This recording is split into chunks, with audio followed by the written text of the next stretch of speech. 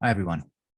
Quick video about this book, The Art of Self-Improvement, 10 Timeless Truths, written by Katharina Schaffner.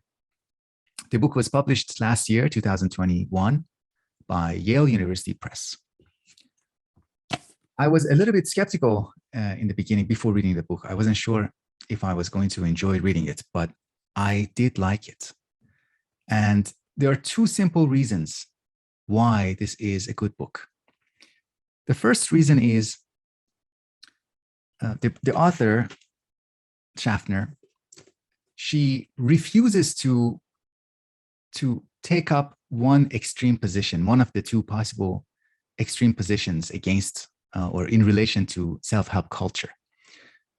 Most people are either too sympathetic to self-help, too much of a believer, or other extreme is to become extremely cynical, extremely skeptical. But Schaffner walks a fine line, not completely endorsing, not completely embracing self-help culture. At the same time, she does not completely reject it.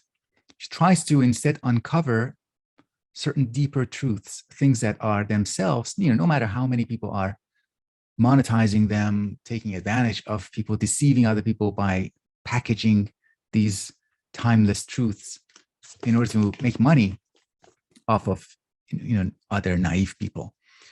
But there's behind those desires that are running this giant self-help industry. At the core and behind all of those activities of gurus and followers, there are some aims, some desires, some truths about us humans, human beings, that are themselves innocent, that are worthy of attention, worthy of consideration. And they point towards values, principles that are worth cultivating, values that are worthy of cultivation and worthy of trying to embody these values, these principles. So that is that walking along a fine line. That's the first strength of the book, the first factor why the book is good. The second is the approach and the style, the scholarly style, which is historical and cultural.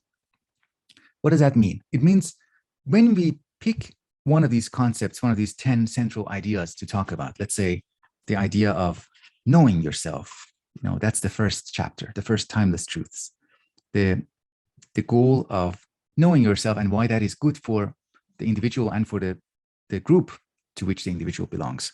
Or the second one, control your mind, trying to control your mind, or let it go, that's chapter 3. Or being good, chapter 4. By taking a historical approach, Schaffner shows us how each one of these ideas isn't fixed. It's not fixed or crystallized in time. It's not something that you can just take it off the shelf and apply it, or putting in a sentence or putting it in a formula for self-improvement. These ideas have been traveling across time.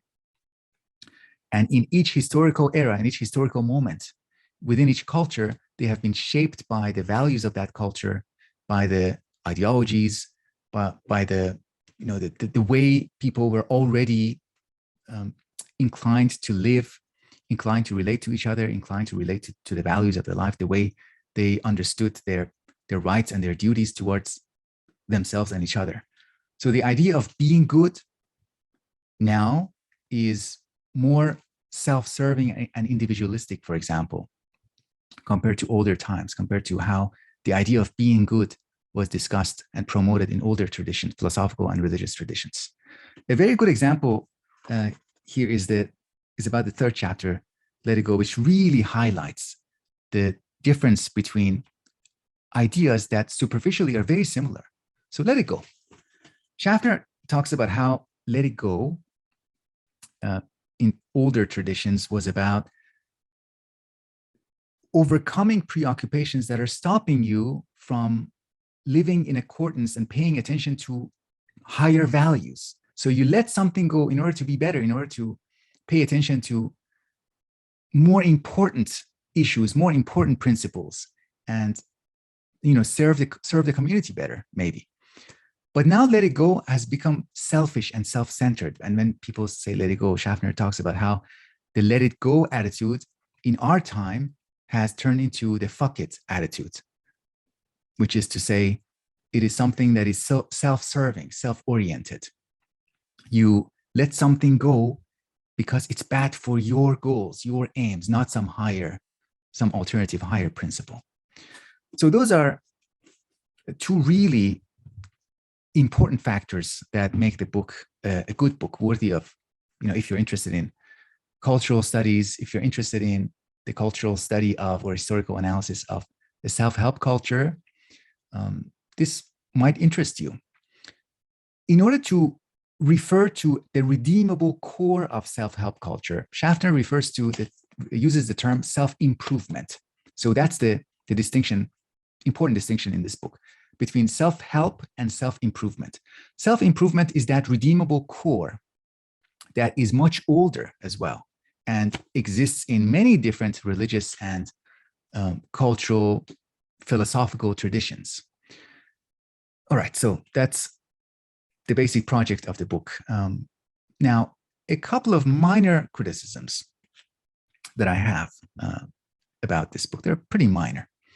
One of them is the way different authors and thinkers are put next to each other. For example, we read on the same page, we read about Emerson or Nietzsche, and on the same page, we read about Tony Robbins, or for example, Jordan Peterson, or Scott Peck, and or Samuel Smiles, who wrote the first book in this genre of self-help, which was titled Self-Help. On the same page, we read about Samuel Smiles, Self-Help, and Nietzsche's book, Human, All Too Human. So this created for me a strange feeling of, wow, these are all like within this scholarly project, they have been equalized. They are all being treated as material. Like Jordan Peterson is compared with Seneca, compared and contrasted. And that seemed a little bit odd for me, but maybe the more I think, the more I feel like maybe this putting them side by side was a method of creating the contrast to show that we don't need to do too much to show the contrast between the sharp contrast, the huge difference between how Seneca thought about human relationships and self-improvement in that context, like mutual support, and Jordan Peterson's overemphasizing of willpower and your own decisions. Just putting those two passages from those two authors, putting them side by side, itself will do the work in many occasions. And maybe she wants to just show that, to say that I don't need to argue for the superiority of Seneca too much, because just read how Seneca talks about strength of character and how we support each other, in contrast to Peterson's simplistic, individualistic style of thinking. The other minor criticism is about how some of the references in the book were not treated in depth. We don't really get a lot of detail about all of the authors and books that Schaffner talks about. That's probably necessary because she's covering a lot of material, and she wants to include a representative sample of both contemporary, current, from our time, self-help culture, and a representative sample of older historical accounts, historical viewpoints. So that's also understandable.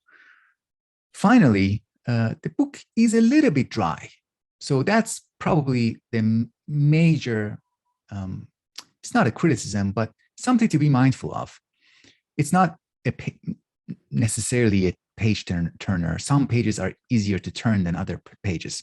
And when it gets easier to read are those moments where the author gets more personal, when she expresses her annoyance at like the minimalist culture, how they are kind of annoying sometimes. So whenever she is more free with expressing her own feelings, her own preferences, her own reactions, gut reactions, those are the times that the book is really enjoyable. But overall, I would say the book has a scholarly tone, has a very patient tone, very polite tone. And that tone, that style, that scholarly style is dominant over the personal voice. But again, that doesn't reduce much from the value of the book. The book is enjoyable. I'll end by saying this. If you have, now we are done with the review of the book. Now I want to talk about I want to send this book to somebody out there, one of my viewers. If you have been following me on Patreon for a couple of months at least, and if you're interested in having a copy of this book, and more specifically having this copy of the book, let me know, and I will send the book to you. If you're not interested, that's fine. And if 2 people are interested in it, I will pick the person who expresses first their interest. Yeah, that's all. If you have any comments, questions, let me know. Otherwise, I'll speak with you in future videos.